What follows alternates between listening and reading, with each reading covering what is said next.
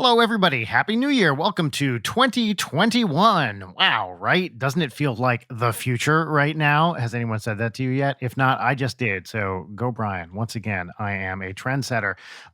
This week on Late Night, we are giving ourselves a week off from recording a brand new episode. And instead, we are going to put out two of our Patreon mini episodes that Leighton and I do every week over there at patreon.com/Leighton Night. These are two really fun episodes. We're just going to do them bam, bam, right back to back. So we hope you enjoy them. If you like this kind of stuff and you feel like supporting the show over at Patreon, just go to patreon.com/Leighton Night and show us some love over there. But also thank you so much to everyone who's been listening to this show. We're almost a full year in now, and I've had a great time doing it. Leighton's had a great time doing it, and we appreciate and love, and I mean it, deeply love all of you. So Happy New Year. I hope you've all had a great and safe holiday season, and please enjoy these mini episodes.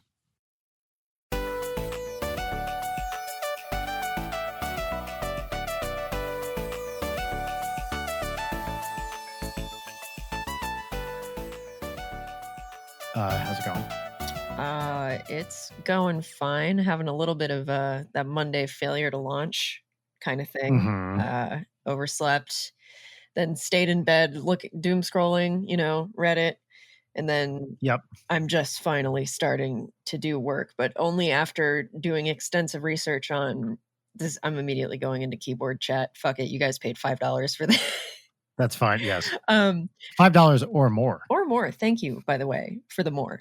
But you have artisan keycaps, which are like special, very expensive, like handmade keycaps that you use for your escape key, what have you. They're very like boutique items, and they're great. But I was like, what if I start making my own keycaps? And that is a great idea. I love that for you. Yeah, I know, right? I loaded up on like resin casting stuff, and I just want to get like deep into it. Like I've been looking for like, do slasher themed keycaps exist? And the answer is no. And I'm about to corner that motherfucking Etsy market on slasher keycaps. So what would you call those? Slasher. Is there a fun name for those? Stabby caps. I don't know. Folks, did you just hit a fucking symbol?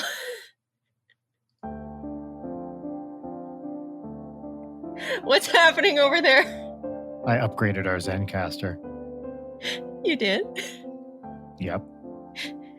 So we just get... Can you see the soundboard at the top of the thing? No. Wait, do we get sound effects now? Oh, fuck. Yes, we do. This show just got so much more obnoxious. Why don't I get a soundboard? I don't know, but actually, do you know what this enables us to do? Not to take away from your keycap It doesn't fucking matter. Oh, shit! Right? And I can't determine if I want to do it or not. You know what I mean? I like the idea of we don't tell the audience whether or not they actually heard it. This would make me actually like this. Wow. That is next level. And then the audience has to guess if it was actually played or not. I feel like we just repeatedly switch it up every time. That's pretty wild. This is some mind fuckery directed by Christopher Nolan. What else? I want like I need a full demonstration of the things that are in our arsenal. And also, can we upload custom shit? Yes, that's why I upload What's Poppin'. Like, so it came with that piano thing, which I accidentally just deleted, but I don't care because whatever. It has something called intro outro, which is this. Ready? Mm-hmm.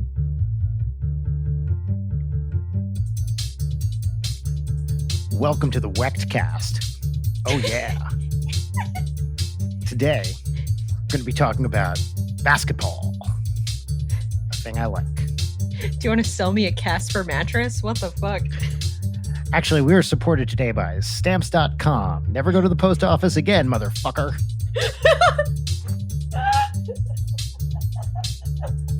This goes on for a long time. How do we not have sponsors yet? That's so fucked up. But like, look at what we're bringing to ad reads.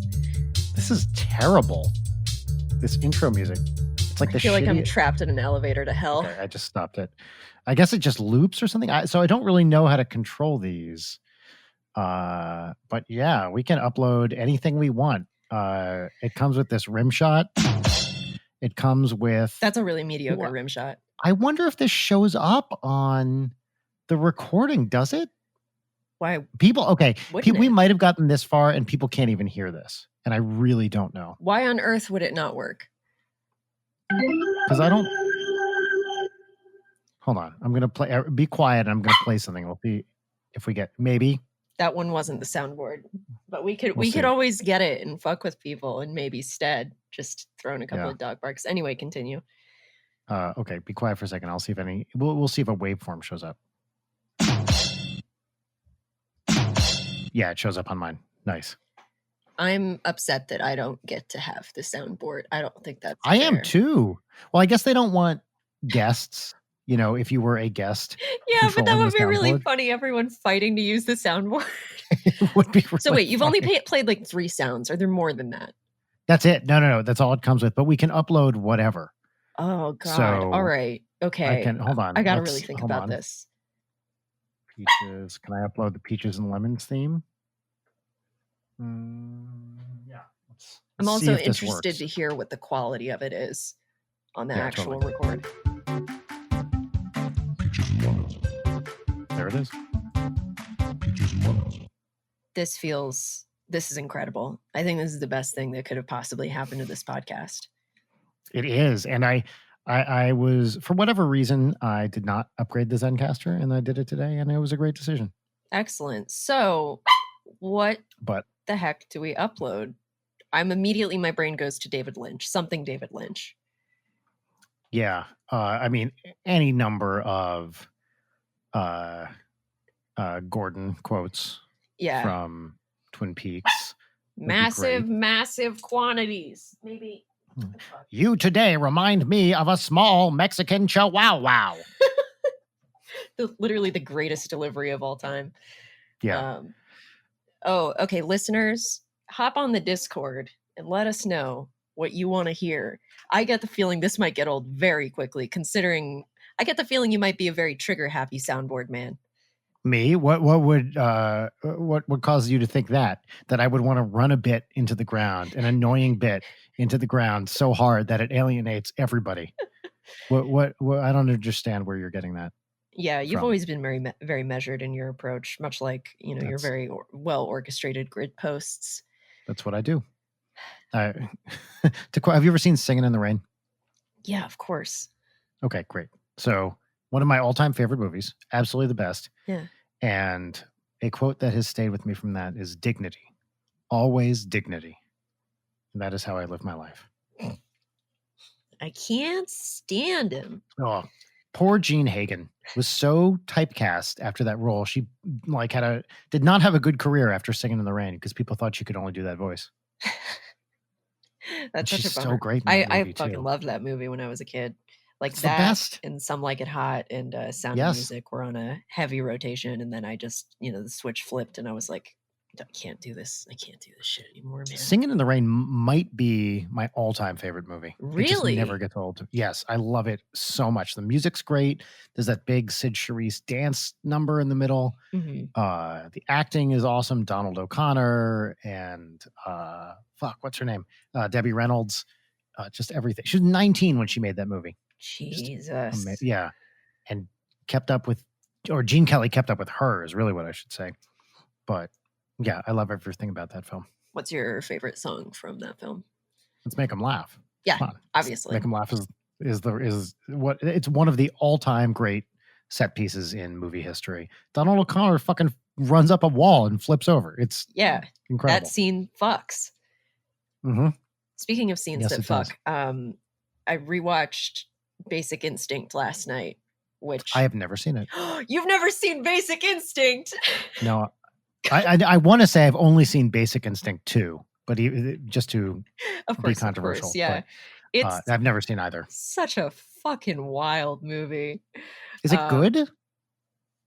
Yes. It's okay. Is it you for have Hoven? to accept a certain level of bullshit, but I think it's very good. Is it Paul Verhoeven? Yeah, is that right? Yeah. And it has Verhoeven typical misogyny, but I Of course. don't care because it's good. I love the premise of everyone wants to fuck Michael Douglas, which makes zero sense in world. Sharon Stone is incredible. And just like the hottest woman in the world. It's insane. I just like sweat through that entire movie. I remember when that came out. I mean, when did that come out? It was like 92, late 80s, I early believe. 90s. 82? 92. 92. That makes more sense. Yeah. So I would have been in high school, and it was like all anyone could talk about. It was.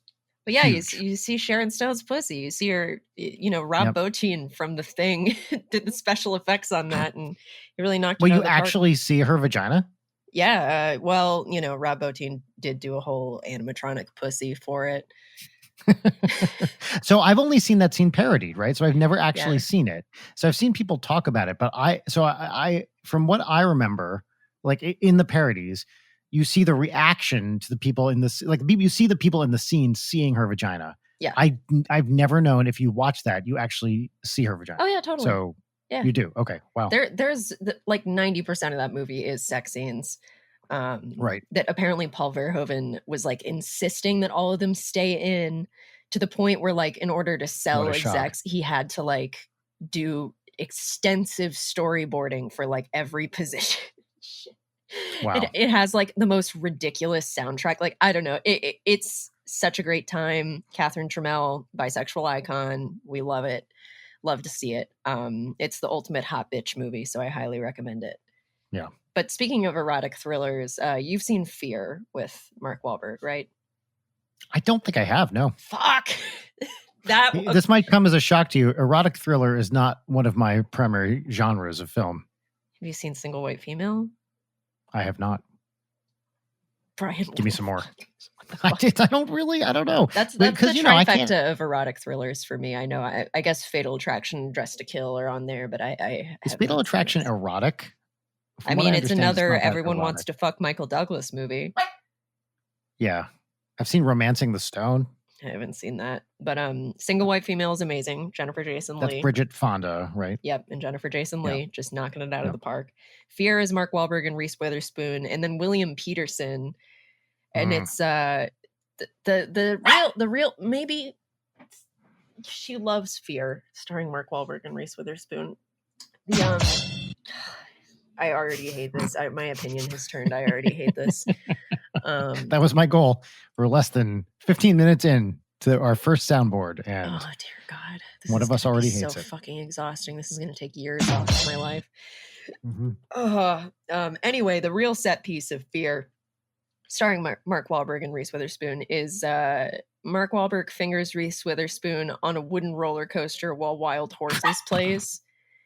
Really? And it's the best thing in the world. It's a goddamn awful movie, but it is in that perfect zone of like fantastic awful, much like Eli Roth's Knock Knock, starring Keanu Reeves. Now I've heard of that. Yes. Oh, that movie is so good. Mark Wahlberg, hot or not? Extremely not.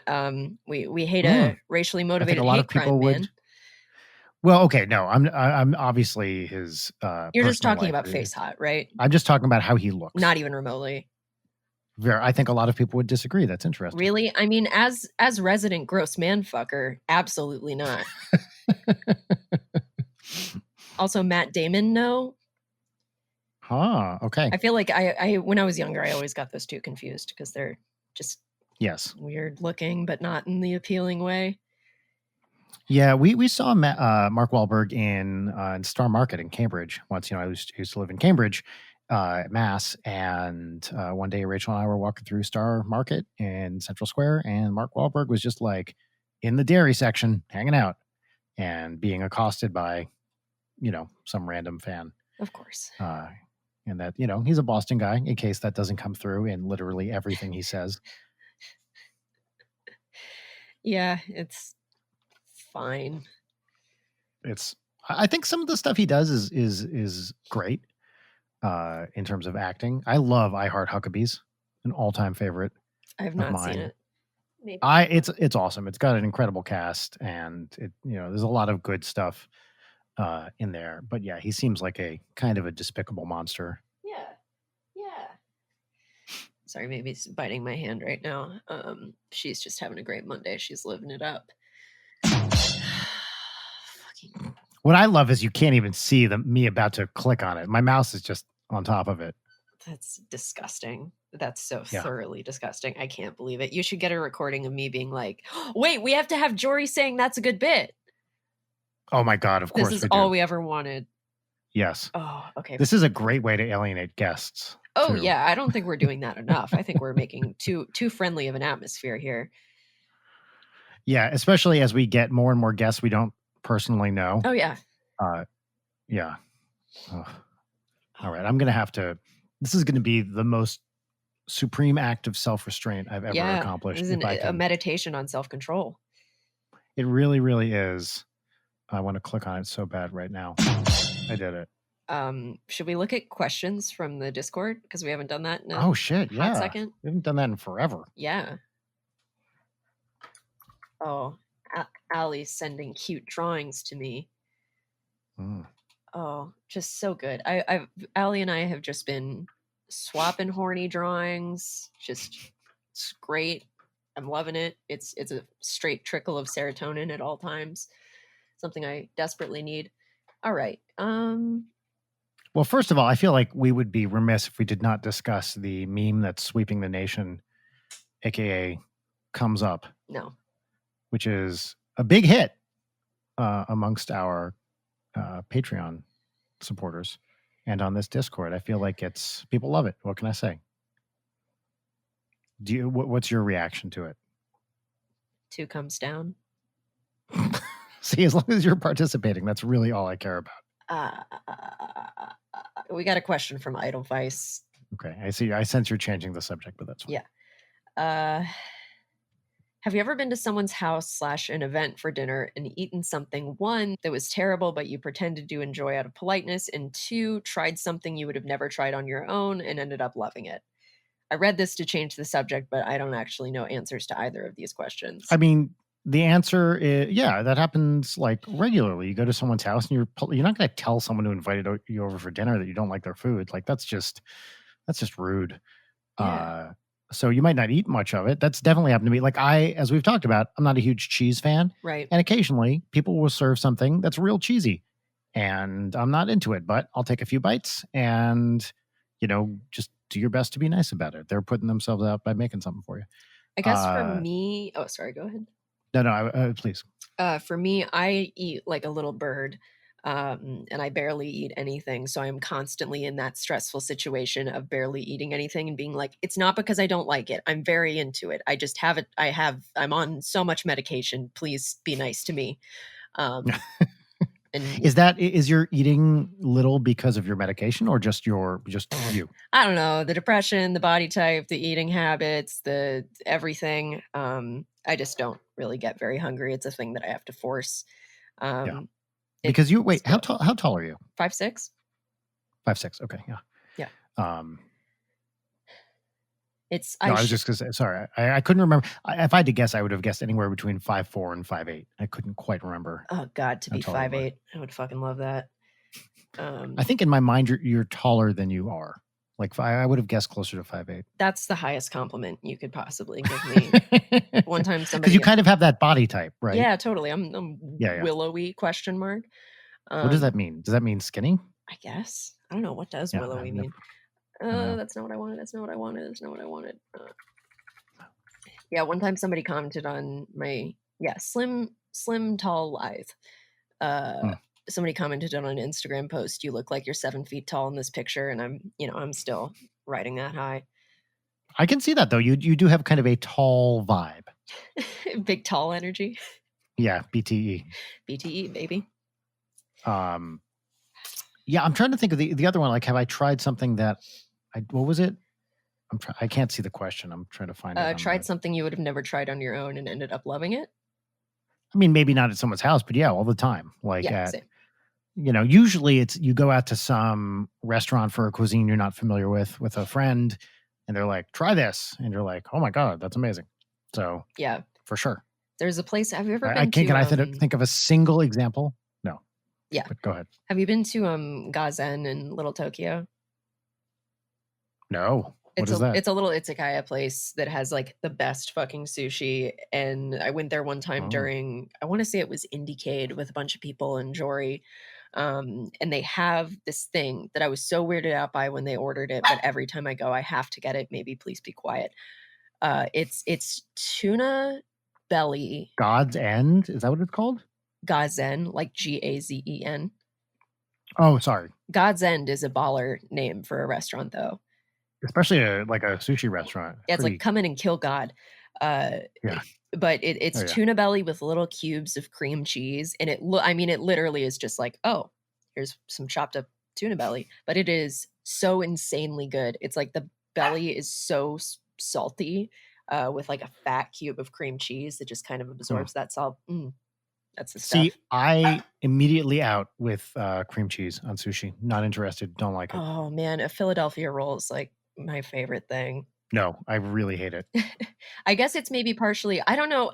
This is the kind of thing where I like really doubt the connection of this, but like when my mom was pregnant with me, there was one night where she ate like 30 pieces of a Philadelphia roll, and like it just like hits the spot for me. That shit's so good. What were you gonna say? I was going to say, I have what I think is a great idea, but it might be a terrible idea. And I'm very excited to get your reaction. I was thinking about this week. Okay. It is it's either a restaurant or a food truck, probably a food truck called Sushi Fuck. And it is super high-end sushi, like extremely good sushi. And all of the rolls, etc., have very explicit anatomical pornographic names. Isn't that already how most sushi restaurants are? Like where there are multiple, like sex on the beach, fucking on the beach. No, but I'm talking about like penis roll and things like that. Like, or you could get real porny, like the reverse cowgirl roll. That to me seems kind of hackneyed. Yeah, but the spit roast. Like, there's enough reproductive organs in various bodies that you could have like the fallopian roll or whatever. You know, yeah, the uterine lining. Totally. The vas deferens roll, whatever. There's like a lot of stuff that you could do. And if it's a food truck, there doesn't need to be even that many options. You could have 10 rolls or whatever. Mm-hmm. And I think that would be a viral sensation, especially if the food was good. And you'd get a bunch of like hipster types who come just to order the vagina roll or whatever. Give me 1 second. I don't want to break this bit, but I'm going to calm this dog down real quick and I will be okay. Critter, it's time for the thunder jacket. I don't know if you can still hear me, but this is not a bit. This is a legitimate business idea. All right, I've returned. I think we're going to need to name all 10 of the fuck rolls.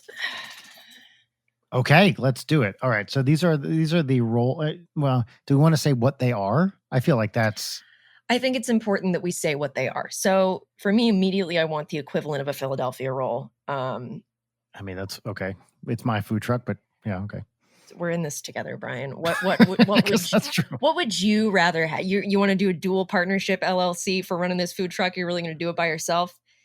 Okay, so that's a good point. I actually don't want to run this business by myself. I just want to actually be an investor creator, but not a chef. I just want the kickback. I would like the fat stacks, which surely will be made based on this viral sensation. Totally, and obviously, if it has cream cheese, that's got to be a semen roll. I think we can be a little bit more creative with it, like the baby batter. See that? Okay, so this is actually one of the things I wanted to, it's kind of along the reverse cowgirl line is, do we get jokey with it or do we just get anatomical? And jokey is probably better. Jokey is better because fun. I mean, it does feel like the riff of Sex on the Beach. So one of these needs to be explicit sex act on the beach. Anal sex on the beach. That sounds like the worst thing imaginable. Yes. Well, that's the point. That's the goal, is to have all of these have terrible names. The kind of thing that if you saw this casually at a sushi restaurant, you would be like, no way. Like, I don't want to. Already, it's kind of embarrassing to order a lot of rolls. Yeah. Because the names are appalling. But the goal is here, everything is appalling. Yeah, well, I mean, I don't mean like the name is appalling. I'd order anal sex on the beach, but nobody clipped that. But what about at a sushi restaurant? Yeah. Anyway. Yeah, but like that. Have you ever had sand in your asshole? I have not. Well, you know what? Probably Yes, when I was a kid. like probably. I've been on beaches enough, but yeah, exactly. oh, that I don't want to. Well, okay, what's in the anal sex? on Changing the beach? subject. Yeah, okay. There's sriracha in it. Also, like panko So crumbs to represent. which one are we doing? We're doing anal sex. Yeah, Yeah, we're doing anal sex on the beach. Panko, maybe a tempura, like a shrimp tempura in it. Yeah, shrimp tempura. Yeah, okay, I like that. And a little bit of cucumber or avocado in there. Let's put avocado on the top with some eel sauce. Yeah, that sounds disgusting. Great. Okay. Perfect. That's what I think. If we try to come up with 10, let's do 5 of these. And then yeah. And I'm gonna need some artistically inclined listener to draw some mock-ups of these rolls, please. Yeah, I like the idea of the uterine lining roll because that's the name. Yeah. So you have some like red fish roe. You got your tuna, yeah, for sure, also red. Mm-hmm. Great. Spicy tuna or regular tuna? I think most of these need to have an element of spice. You know, it's only fair. I like a spicy roll. How about we put some jalapeno slices on top? All right. I like that. I like that. What else? We definitely need. Obviously, all of these have. I mean, I shouldn't say obviously, but there's rice and nori on the outside, of course, right? Of course. Okay, great. Well, we could. You know what we could do is we could make this one an inside out roll. Yeah, I like that. I think that's appropriate. Great. Yeah, totally. Yeah, just big globs of sriracha on top of that. That sounds really appetizing. All right, I'm into this. It's an inside out roll. Maybe eggs on the inside and the outside. How about that? Yeah, like the roe on the inside. Then there's the nori, and then there's rice, and then spicy tuna and masago and jalapeno slices. That actually sounds pretty dope. Yeah, I would eat that. All right, uterine lining is a go. For me, what's the Philadelphia roll equivalent? Well, that's the baby batter, like we talked about. It's true. I mean, it could also be semen surprise. Yeah, I think baby batter is catchier. Baby batter definitely has a better ring to it.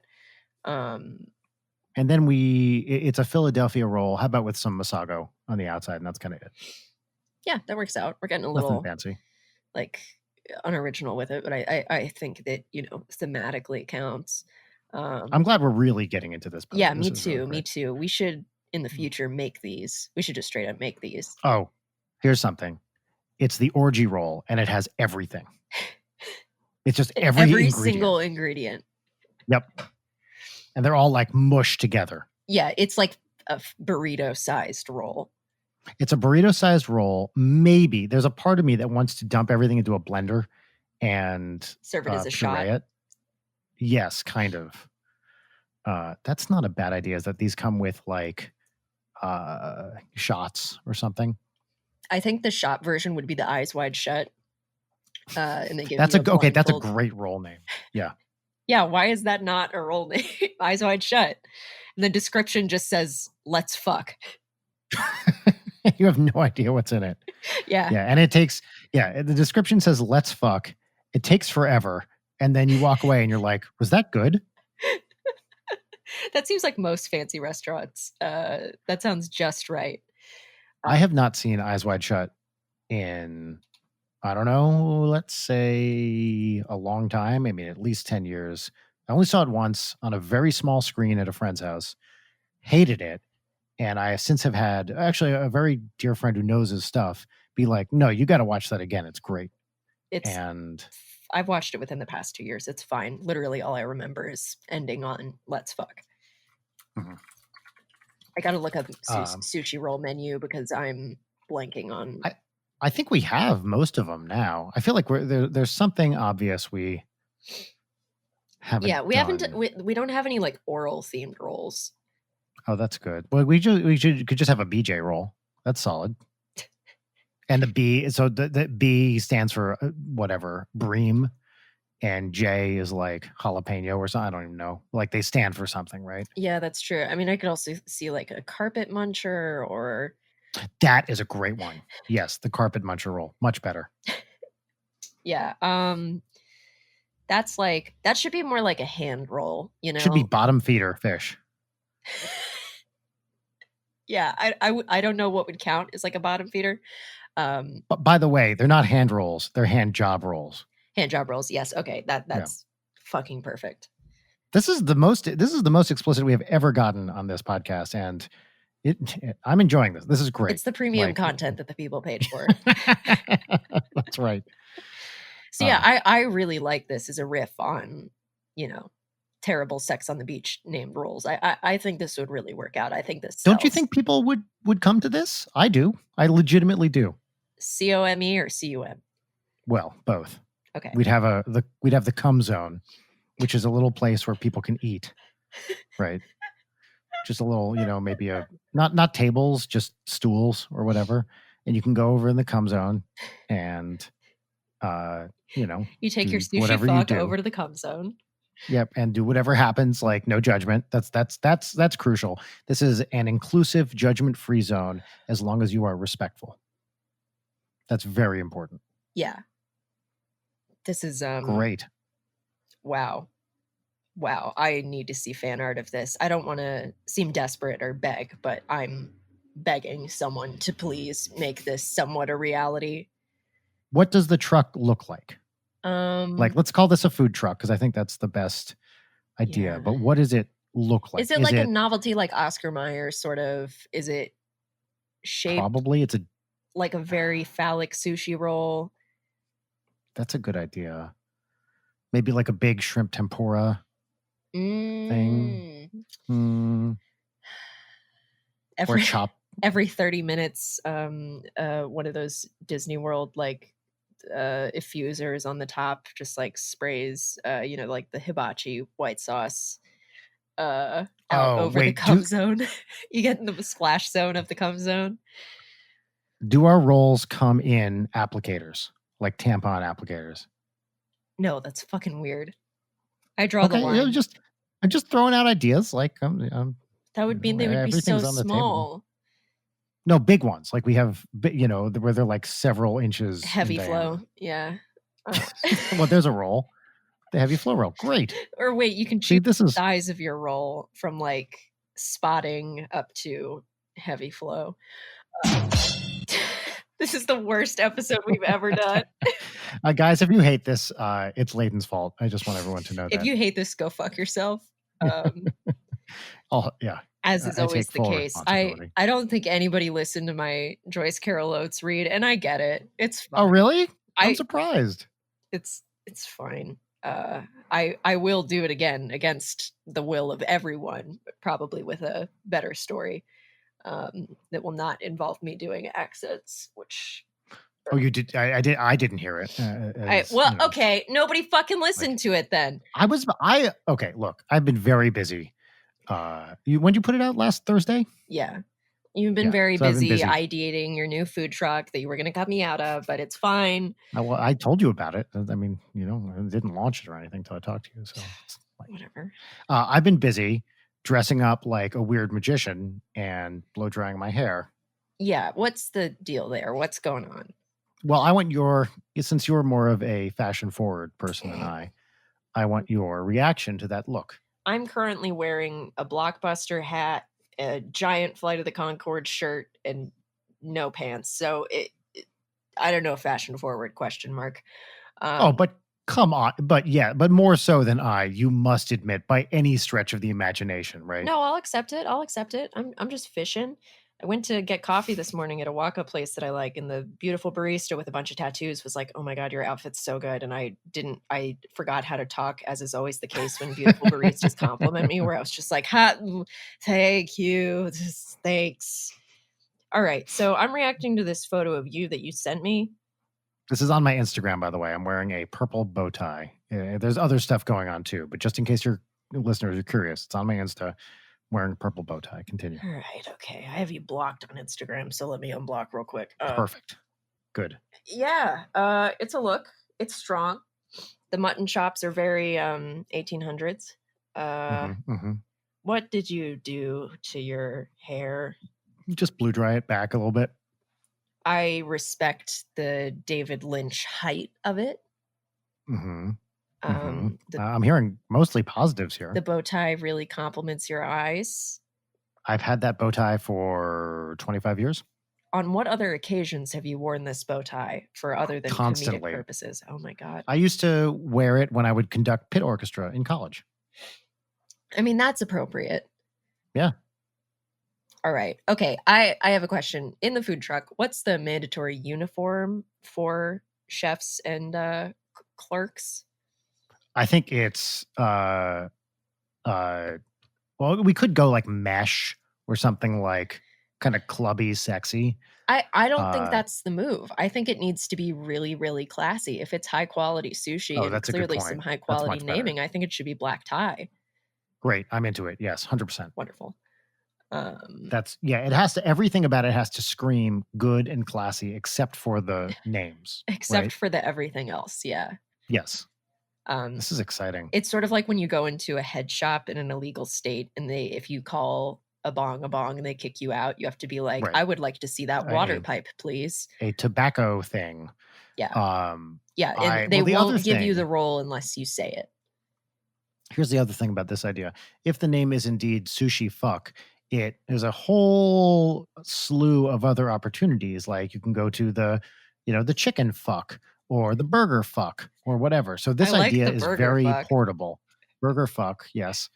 I mean, but my point is you could get a whole like fleet of fuck trucks, right? A franchise of fuck trucks, which just patrol the streets serving fucks. Full fleet of fuck trucks. Yeah. This is on Patreon. We can name it that, right? Maybe we'll call it F trucks. That's a cop out. It definitely is. It's where they're paying money for it. It's behind a paywall. We can name it the fuck truck.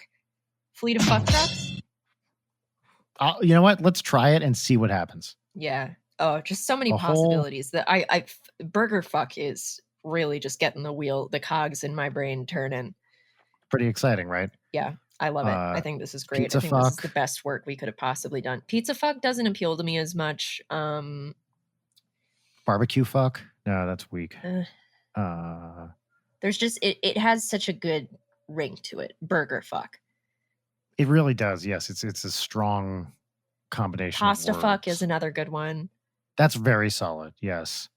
Well, there's also it could be a dumpling truck called the dump fuck. I actually like that better than all of these because it's a repurposed dump truck that has been thoroughly cleaned. The kitchen is in the back. Dump fuck. Have you seen? I've been making this joke for years, but not often. My idea for an NSP restaurant, a dumpling restaurant called Ninja Brian's Hot Dumps. Yeah, you've definitely told me this joke before. Yes. Yeah, I mean, we've had this for probably since the beginning of the band, so it's something I've been very, very. And the counterpart is Danny Sexbang's Tasteful Nudes for Noodles. That is very good. Yes, right. Hot dumps and tasteful nudes, like just pan Asian cuisine. Yes, I think that for pasta fuck, of course, the flagship pasta fuck, they need to have like rigged mics set up with the pots that the pasta are in, and then they you get live. That's what good pussy sounds like. Sounds from the camera. Yes, great. This is the worst episode we've ever done. I want to apologize to everyone, just in general, not even just listening to this. Everyone that's ever supported me to allow me to come to this moment in my life. I'm sorry. Yeah, the enablers, all of you. That's what I seek out. I think we should end here. We should end before we say any more just god awful shit. I'm pretty sure my dad doesn't pay for this Patreon. God, please. Dad, I'm sorry. I'm just going to cut it there after that.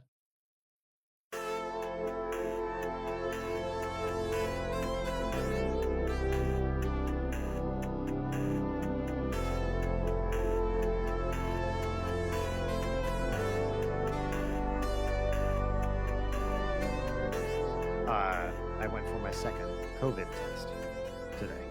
How'd it go? And this doctor was a lot less gentle than the previous one. He was very nice, but he was like, all right, let's do this. Blam in my face. And it's just not fun. Have you had the nasal thing? I have not. I genuinely do not go places, so I have not, or see people, so I have not felt compelled to do it thus far. Yeah. Well, I am doing a secret group thing, which I cannot discuss publicly yet, that requires being in a space with other humans. So our deal was we're all going to get tested first and just make sure it, take reasonable precaution. Actually, more than like beyond reasonable precautions, and and hope that everyone is negative. So Brian, are you joining an Eyes Wide Shut cult? That we don't like cult. Like I prefer. It's a strong word. Yeah, it implies some kind of ideology that I think my peculiar brand of sexual anarchy does not possess. Good morning, listeners. It's not even morning. It's 2 p.m. on a Tuesday. Pandemic hell yeah, Tuesday. It is. Welcome to Sexual Anarchy, the podcast. Peculiar brand of sexual anarchy. Yeah. Every day I wake up, then somehow it's noon, and then suddenly it's 9 p.m.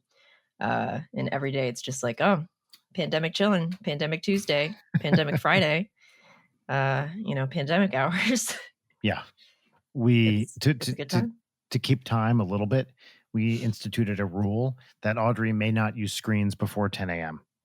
And okay, so let me ask you, Leighton, as a non-parent, what happens when you tell your child you can't use screens until 10 a.m.? But what happens every morning before 10 a.m.?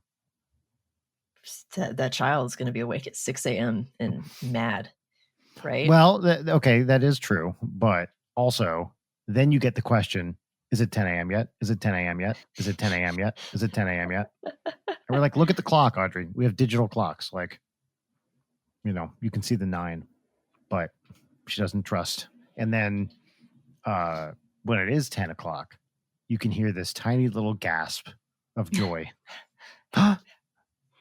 It's very cute. Oh, that's so grim in general. So can you tell everybody what your father's impression of me was? Oh yeah. Okay. So for my birthday, my dad sent me that very nice package that I discussed on the episode that comes out on Friday.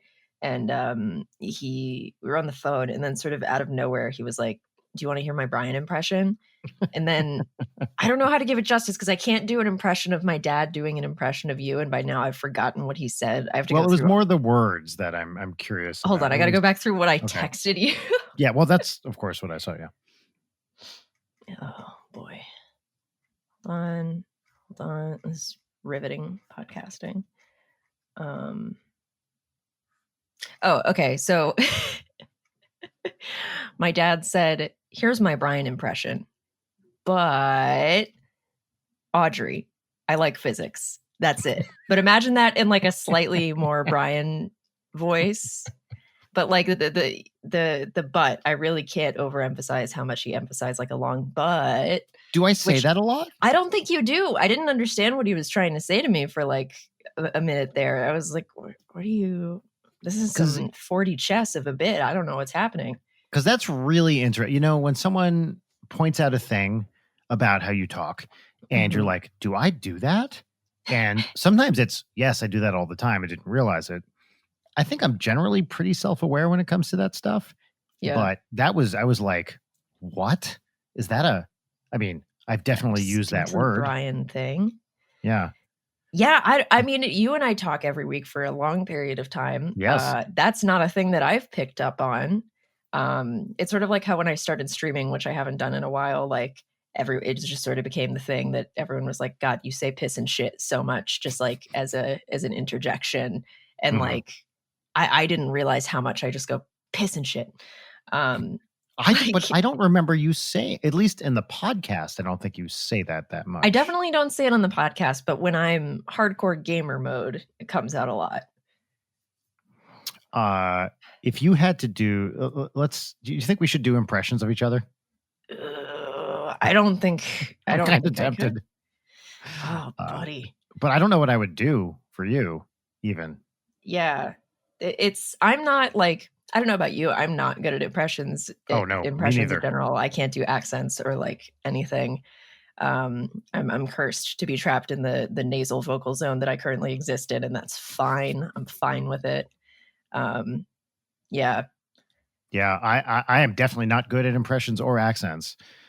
Rachel is like preternaturally amazing. I mean, she's like a savant with that stuff. She's just I incredible. believe it. It's always like very Midwestern people who have just like the perfect bass voice for doing impressions and accents. Like Jory, Yep. fucking expert. Is he good at accents? Extremely good. Yeah. Oh, I I mean, didn't realize that. his impressions are just like, they come out of nowhere and they're insanely spot on. That's true. Now that I think about it. What the fuck did he say to me recently that just really killed me? I can't remember because most of the things that Jory says kill me. Okay, I'm going to propose a future episode. Let's see, we just recorded episode 26. I think as at least a bit, maybe for a minisode, but for a full episode, probably.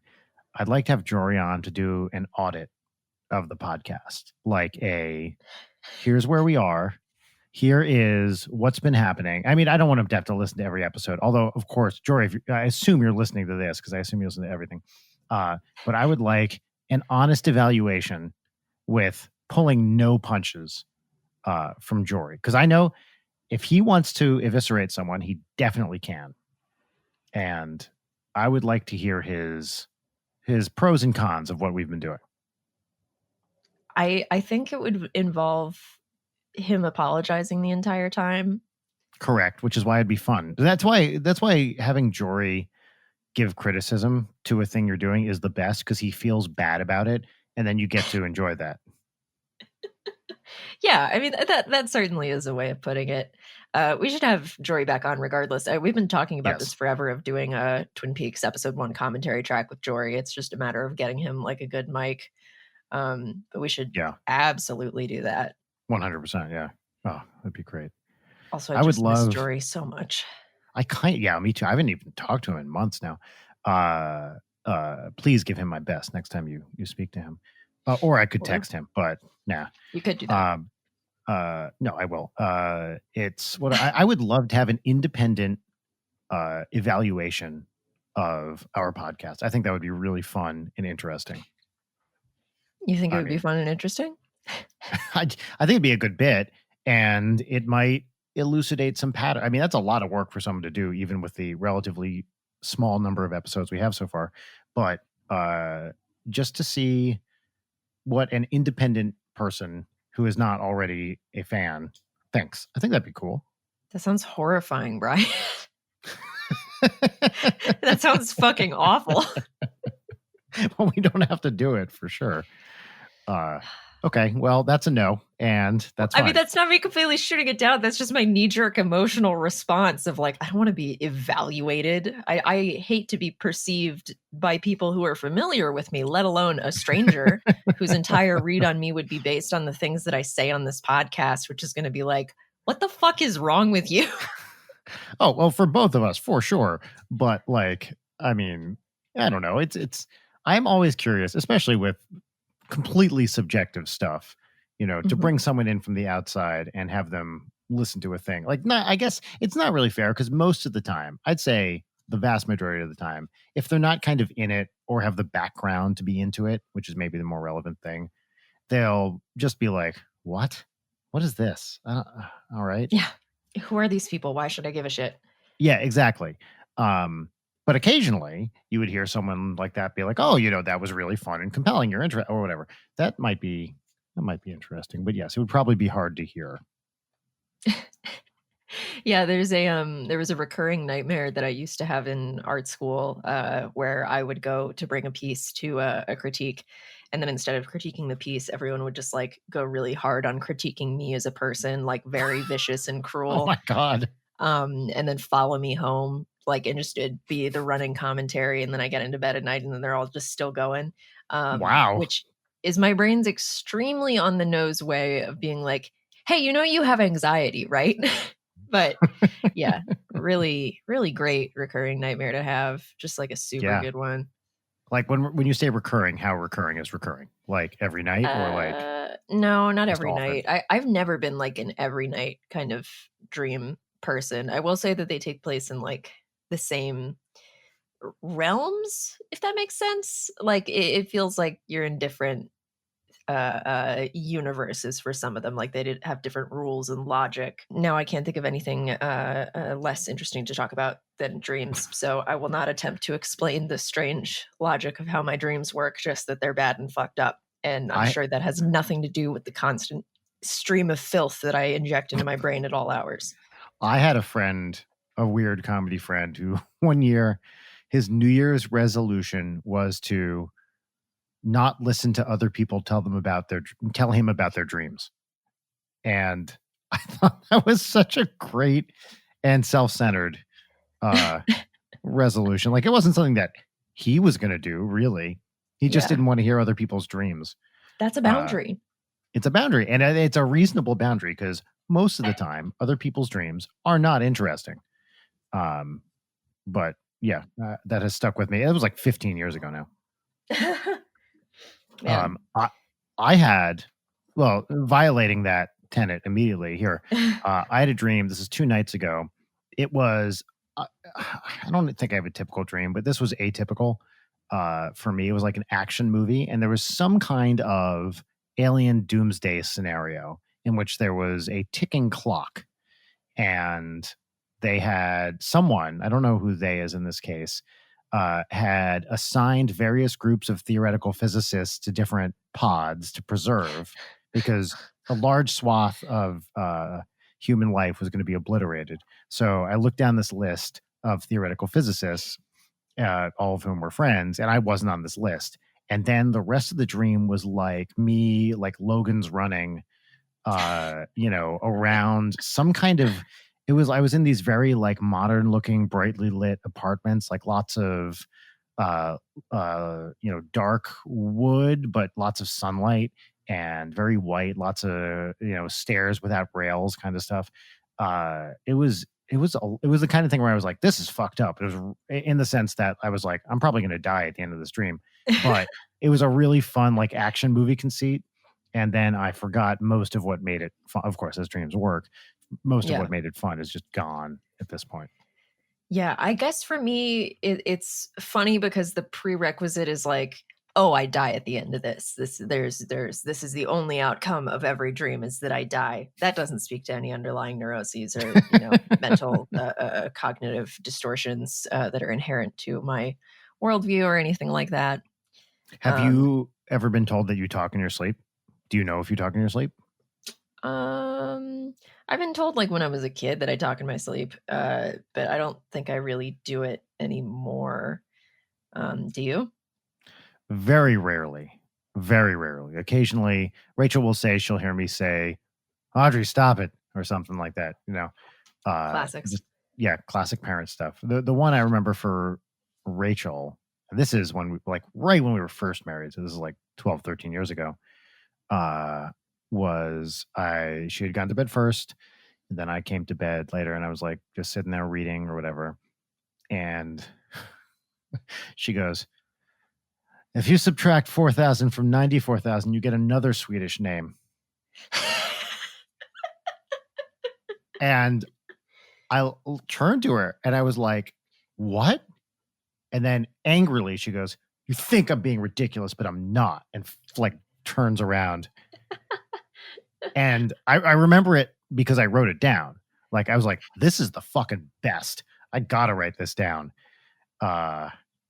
And yeah, so that has stayed with me forever. I mean, typically, like she probably talks a typical amount in her sleep, which is not very much. And occasionally words will pop out. And when you share the same bed with someone for, more than a decade, you're going to hear them say shit. Yeah. But generally, yeah, I don't think I talk that much. I think I do flop around a lot and emit like, unhappy grunts, according to her. but it's not exactly talking per se. Yeah, I had a friend back in college who was a big, like, would fall asleep early, but then have like full, almost lucid conversations with people while she was sleeping. And so yeah, it was really funny because we would just fuck with her while she was doing it because she would say very entertaining stuff. But Nice. there was her boyfriend was having me trip sit for him because he had gotten some shrooms. And I was like, okay, cool, we're all gonna stay up late and do this. I know that my friend who's a girl is going to fall asleep really fast because that's how this always goes. And so he was going to do it overnight. And I'm just sitting with him, and I've trip sat for a bunch of people, having never actually tripped myself. I just, I like to watch it happen because it's interesting. And he's sitting there like, oh, the wall's getting a little wave. No, not really. I'm not sure. And so it was getting to a point where he was like, I wonder if I should take more. And I was like, dude, you got to like hold off on it. The like, answer to that is never yes. The answer is never Either take way. more.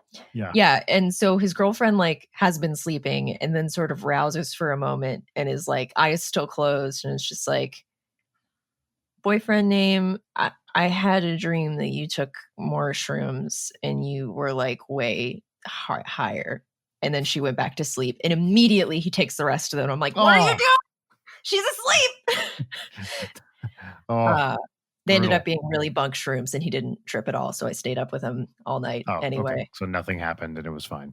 Yeah, but what a nightmarish thing for an asleep person to tell you to take more shrooms and then you do it. And then you do it? Yeah, that's... Don't listen to people when they're asleep, like as a general rule. Just as a general, if someone's asleep and they tell you to imbibe more drugs, maybe don't do that. An awake person telling you that is sus. Yes. Yeah, that's a good life rule. Don't listen to no advice from sleeping people, like obviously sleeping people. Yeah. Yeah. So for my birthday, my mom got me a Criterion Collection gift card, and so I went really ham on Criterions, and they all came in today. So I'm nice, you got them. Fat stack of Criterions. So I got Eyes DVDs. Without a Face. Yeah, some of them are DVDs, some of them are Blu-rays. I got Eyes Without a Face. I got The Silence of the Lambs, which has a commentary track with Anthony Hopkins, Jodie Foster, and then John Douglas, who's like the FBI agent who consulted on it.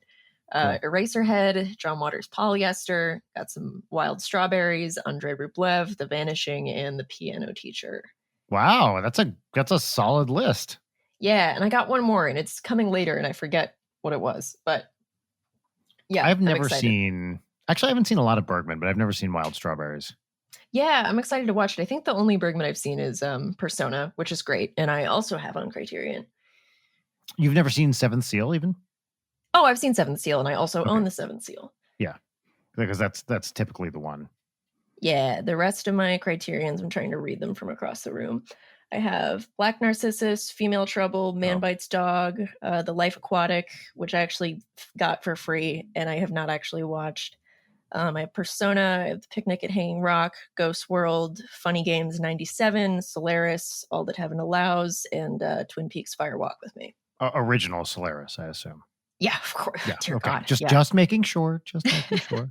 I can't imagine they would put the Soderbergh out on Criterion. That would be that shit's offensive to me. I haven't actually watched it, but just like, how dare you? It was already perfect. Go fuck yourself.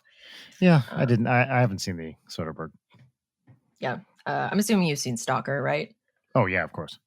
I mean, have you read Roadside Picnic? I have not. No, I want to. It's really good. It's very short. I was just. Oh God. Well, actually, sorry, I lost my thought. What was I going to talk about? I don't even know. Anyway, so of those, have you seen most of those before? Let's see. I do a lot of Criterion blind buys of just stuff that seems interesting. So I haven't seen Eyes Without a Face, Eraserhead, Wild Strawberries, Andrei Rublev, and then in my existing collection, I haven't seen Black Narcissus, Picnic at Hanging Rock, and All That Heaven Allows. I only have All That Heaven Allows because I bought a copy as like a Christmas gift for somebody a while back, and I accidentally ordered 2, and I was like, well, I guess I have this now if I want. I don't even know what is that. What is that one? It's like a 60s Douglas Sirk. like influential. Let's see. It's a May-December romance kind of narrative. Mm-hmm. I don't know much Like about it. older man, younger woman. I think it's the other way around. Mm-hmm. But yeah, I don't know. I feel like there are a lot of film people who like very fetishize like 60s movies, which like, yeah, they're good. I like them. They don't particularly interest me. Unless it's like Japanese new wave, like Women in the Dunes kind of shit. Yeah. Or Yeah, exploitation stuff. that's a real thing. Like a lot of the classics, and I have this issue, as many people do, with the Criterion Channel. There's a lot of great shit on there, but so much of it just feels like work. Yeah, that's why I canceled my subscription. It's never like, you get to whatever. I put Audrey down for the night, and I go, and I'm like, all right, let's kick back with. Oh no, nope. That's a classic 1962 exploration. Nope, not okay. Pass. And then it's like, well, what's on HBO Max? So yeah, exactly. Alien Resurrection, sure, great. Yeah, whatever. like you have to have the right balance of art and trash. And I did my prerequisite. As I mentioned on the podcast and didn't talk about a lot. I watched Come and See, which is like the best war movie of all time, in my opinion. Like it's a war movie that's straight up just a horror movie, in the worst way possible. Like it's really, some of the images in that thing are rough. Upsetting, do you know anything about that movie? Only what you've said, but nothing beyond it. I'm going to drop a link to. Is the link going to upset me? Oh no, not at all. Okay. But it's basically like Sure, I can just Google it. Yeah. If you just like look at the images, you get a sense of just the emotional turmoil of the movie and how the main kid is 13 years old. Oh yeah. Okay. Yeah. No, thank you. Yeah. It's rough.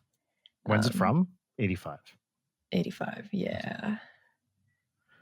Yeah, that means I might be able to handle it.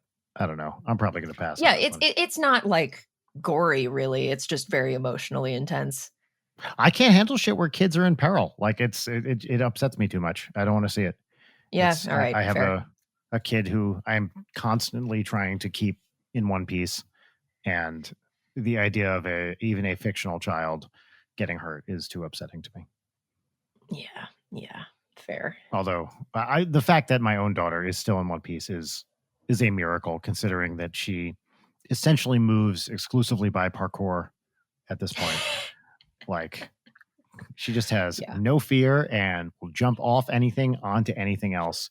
And the more corners that are nearby, the better. So the fact that she hasn't severely injured herself so far or every day is remarkable. Yeah. I mean, we're just little bags of meat, and children are bags of meat who are a little less aware that they are bags of meat. And they're made of jelly, essentially. Like they can get pretty badly hurt, or what would for an adult be a pretty severe injury, and they'll just like, I'm fine, bonk, gonna walk it off. Walk it off. Yeah. That's why I think, as all reasonable parents do, default assumption when a kid gets hurt is you're fine, don't worry about it. Like, because their threshold for crying is pretty low, generally. Yeah, speaking. and it's also a lot of your like reaction to them getting injured or whatever, that they'll be like, oh, am I supposed to be upset? What's going on? And because we have a little actor for a child, of course, when she gets hurt, we have to steer her away from mirrors. Otherwise the reaction will amplify as she watches herself be sad. And it's honestly pretty great to watch it go from like, oh, I kind of bonked my knee, to like Oscar-winning moment. But at the same time, you kind of want to de-escalate the situation. So we have had to, and I'm not kidding, we've had to been like, all right, Audrey, turn around, like face me, not the mirror. And then it calms down pretty quickly. Yeah. Wow. But yeah. Her main question about life, or main recurring question, is, would it be funny if? So I think we're raising a little comedian. It's pretty cute. Of course you are. I think even if you weren't actively kind of nudging that, like you two are her parents. Like, of course you are. Well, yes, but also, sometimes you don't get what you expect, but she's definitely very concerned about, would it be fun? And it's all kids stuff. Would it be funny if a waffle ate a baby? And you're like, I guess it'd be interesting, but yeah, but it does completely track that she has the parents she has and acts the way she acts. Yeah. I was gonna ask, in terms of, I've been trying to like watch more movies lately, and especially since I got my hard drive, which I've only watched a few things off of. I watched A History of Violence this week out of nowhere. Like I was just kind of doing a roulette on my watch list. Have you seen that? I have not, and I've been meaning to forever because I love Cronenberg. Yeah. And it's Viggo Mortensen too, right? Yeah. And people have said, I've heard completely mixed reviews about that, all from trusted sources.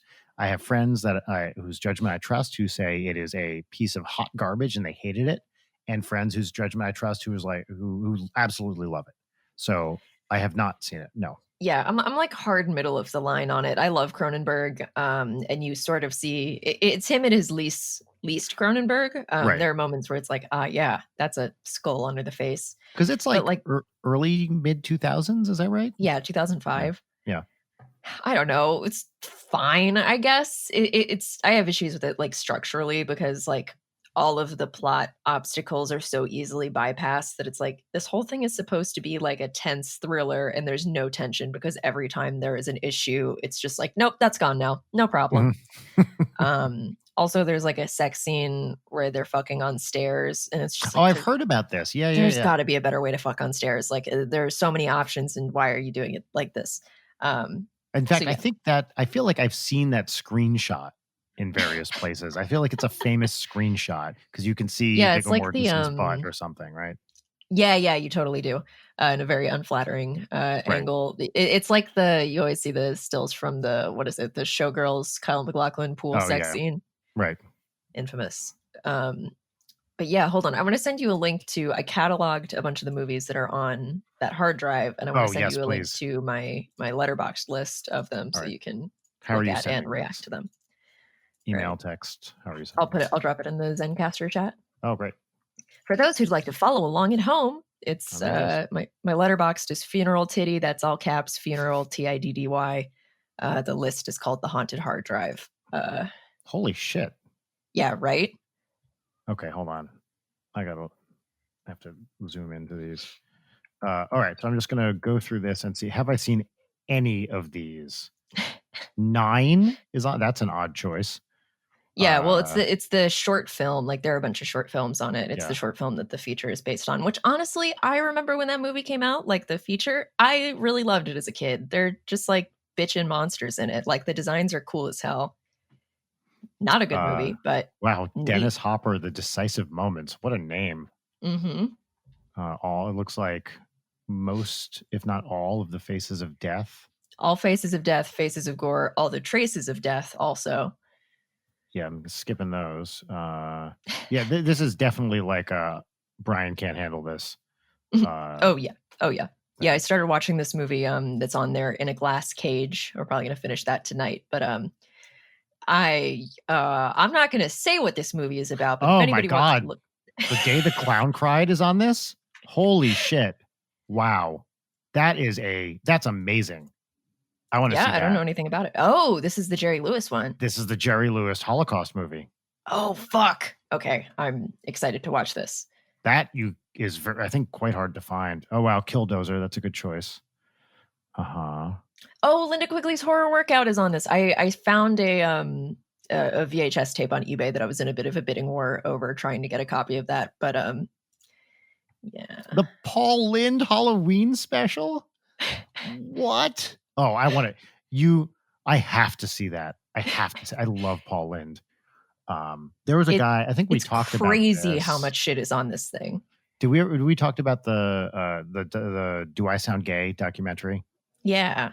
I think I watched that one of the first times I ever got stoned. So I don't remember much about it.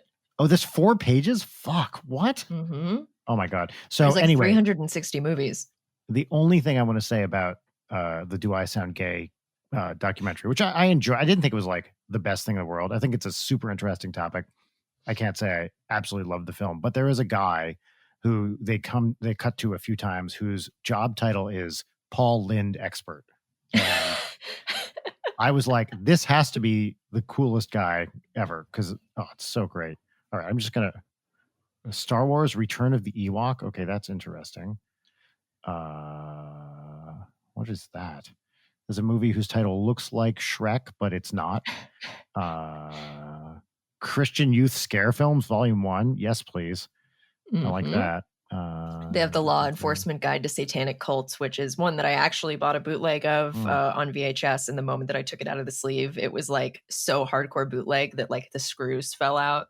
And I've been meaning to get a new case so I can like put the reels in there and watch it, because that just feels like the right way to do it. Because at that point, like that was a legitimate like officer training tool. I was able to watch like 10 seconds of it and it was immediately so good that I was like, no, why is it broken? This is amazing. Terror Vision, that's cool. That's a classic. Yeah. All right, I'm almost done with page 2. Where's Papa? Wow, my parents like that film. That's interesting. Wow, I cannot believe the amount of stuff on this. I just want to see if there's anything I know really well here. All right, page 3. Going through this. Charles Bukowski tapes. That's an immediate pass from me. All the reviews of that movie is people being like, damn, he's a lot more boring than I expected. Oh my God. Anyone who's like, yeah, Charles Bukowski, like, get over. I don't know. It's just so fuck that shit. John Carpenter, The Man in His Movies. I assume that's a documentary of some kind. Lots of documentaries. Manos, The Hands of Fate. Okay, gotta have that. Classics, yeah. Meet the Feebles. Oh, that is a rough watch. Have you seen it? No, I haven't. That is one of the early Peter Jackson movies. Mm-hmm. And it's like, it's what if the Muppets were assholes, but taken to such an extreme that is, I watched it once and I was like, I actually can't handle this again. So there's some great stuff in it for sure, but it's definitely not anything I wish to see again. Return of the Living Dead, that's a good choice. Yeah, I've seen, according to the Letterboxd, I've seen 7 out of the 342 movies. Spermula? Like that. That's great. Yeah, right. Some of these, it's just like the names of them is enough for me to be like, yeah, I'm in. Tetsuo and Tetsuo 2, great. I love Tetsuo. I have not seen Tetsuo 2, so I'm excited for that. Oh, wow. It looks like you have the Angela Lansbury Sweeney Todd. That's great. I didn't know there was a film version of that. I definitely want to see that. The Twonky. Cool. That's a classic. Like, is that a Hammer? It's one of those like classic bad, 50s or 60s horror film. Wonderful. Yeah. All right. I'm especially excited about What the Future Sounded Like, because it's about synths. Oh, well, yeah. Cool. Yeah. Oh my God. So, and your dad like compiled this whole thing for you? He did not compile it. He has a friend who has been like archiving and restoring VHS tapes for like 35 years. So like one day in July, I just get a text from my dad that's like, what are movies that you have heard of but have never been able to find? And so I was like, well, what does that mean? I mean, that like Day the Clown Cried is a classic example of that. Of, like hard to find.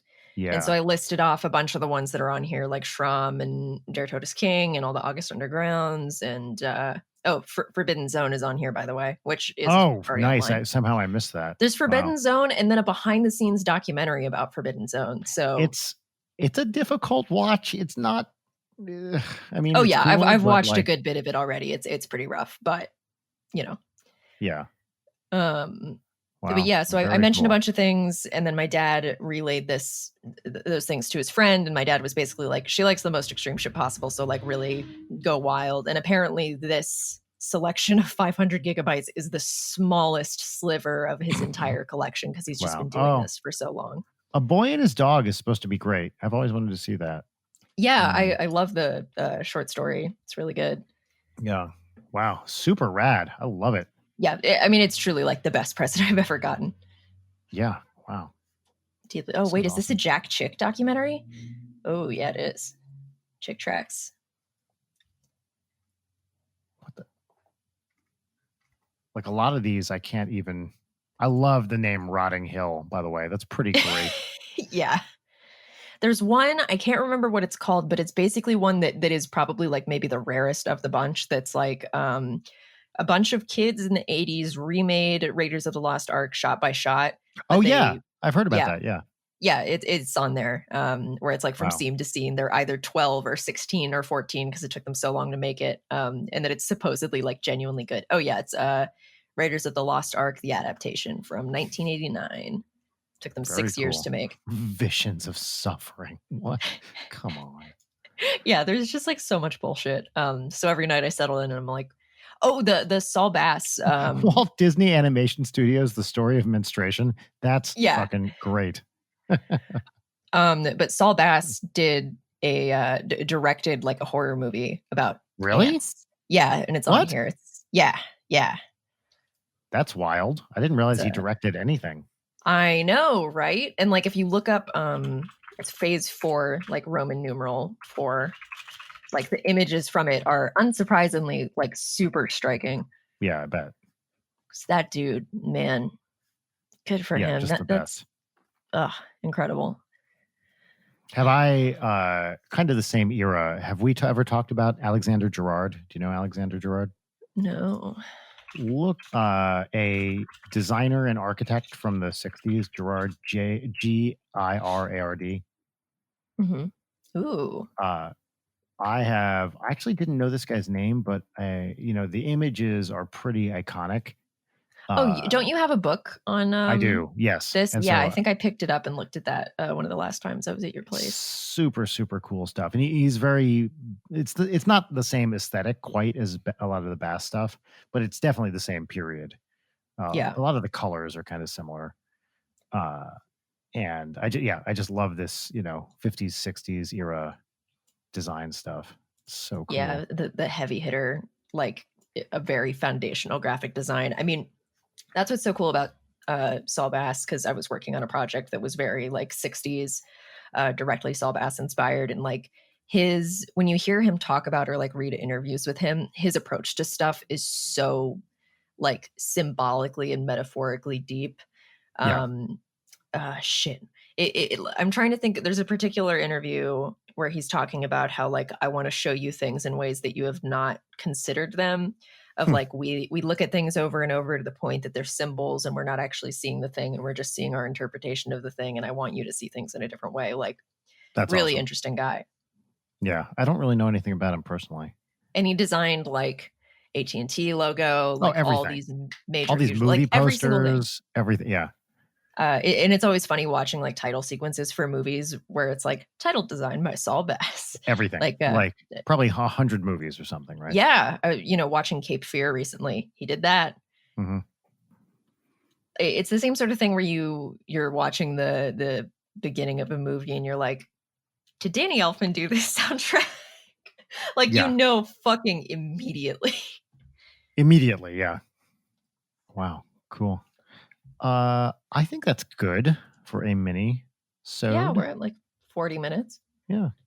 Well, this was fun. As always, a joy to talk to you. Yeah, absolutely. Thanks folks for tuning in on the old Patreon mini-sode. Thank you all who commented Porkies on the last. Yeah, a lot of people, one. Right? I get email notifications every time there's Patreon activity. So I just got like this deluge of Porkies.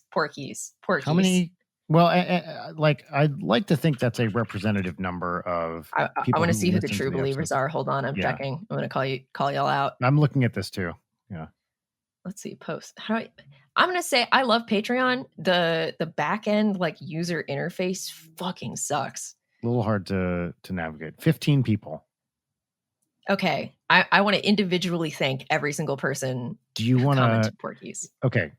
Say the name.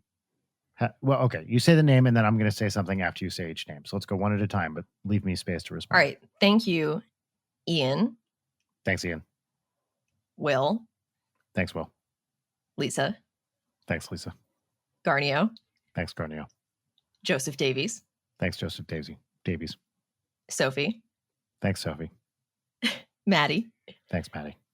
Matthew. Thank you, Matthew. Starnicorn. Thanks, Starnicorn. Kira. Thanks, Kira. Ian. Thanks, Ian.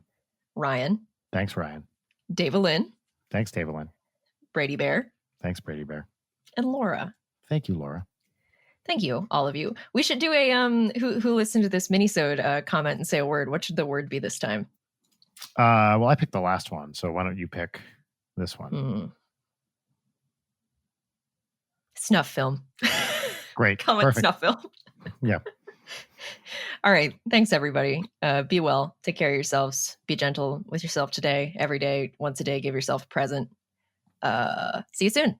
This is the end of the minisode. Bye. Bye. Leighton Night is produced by Brian Wecht, Leighton Gray, and Jarek Centeno. Follow us on Twitter at Leighton Night, on Instagram at Leighton_Night, or email us at leightonnight@gmail.com.